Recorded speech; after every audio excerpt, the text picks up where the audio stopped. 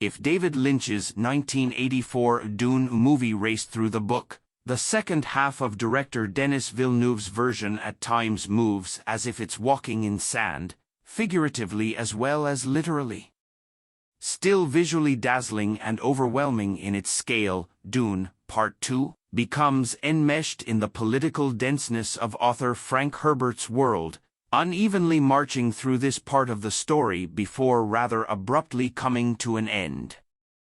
Much has changed since the first movie was simultaneously released in theaters and via streaming during the height of the pandemic, a decision the director sharply criticized, and the reloaded cast remains plenty starry, including a meatier role for Zendaya in this chapter.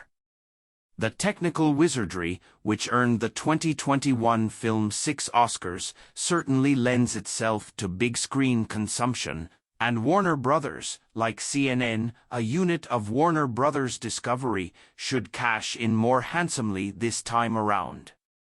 Still, if the first film meticulously set up the pieces and players, the latest movie shifts into what amounts to an extended origin story for Paul Atreides, Timothée Chalamet, as he lives among the Fremen, learns to ride giant worms and gradually embraces his destiny as the warrior messiah they call Mahdi.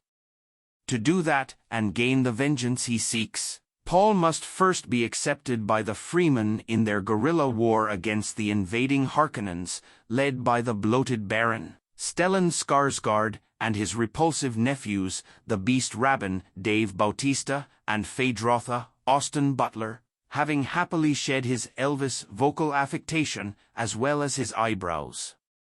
Like Sting before him, Butler makes the most of his role as a sneering psychopath whose ruthlessness prompts the Baron to unleash him upon the Fremen, hoping to ensure the uninterrupted flow of spice, the galaxy's most precious resource.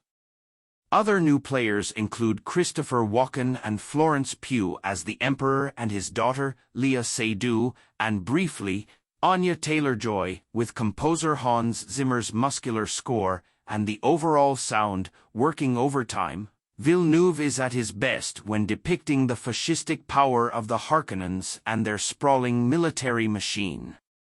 At the same time, the pacing proves more halting, particularly in the first hour or so of this 166-minute spectacle, which plunges deeply into the intricacies of imperial politics and Fremen customs, punctuated by skirmishes in the larger war. That languid opening stretch comes back to haunt the movie toward the end, when it feels as if Villeneuve, who shares screenplay credit with John Spates, is rushing toward a climax that again sends the message, or the hope, that this might not be the last we'll see of Dune. There's also a questionable decision in having Paul's witchy mom, Lady Jessica, Rebecca Ferguson, communicating with her unborn daughter who speaks to her from the womb. A true Warner Brothers MVP between this and Wonka, Chalamet credibly shoulders the weight of a character maturing from callow youth into commanding savior, but those playing the villains frankly appear to be having a lot more fun, except possibly Javier Bardem as Stilgar, whose faith makes him Paul's biggest Freeman fan. From a more earthbound perspective, after a delay due to Hollywood's twin strikes, the Dune sequel has emerged as the latest ray of hope in Hollywood's often frustrating crusade to entice people back into theater seats, nearing the end of a discontented winter that has produced few bright spots. Like Dune's first half and the Avatar movies, Part 2, possesses state-of-the-art cinematic qualities that reward soaking in its grandeur, at least for anyone who hasn't entirely lost the movie-going habit.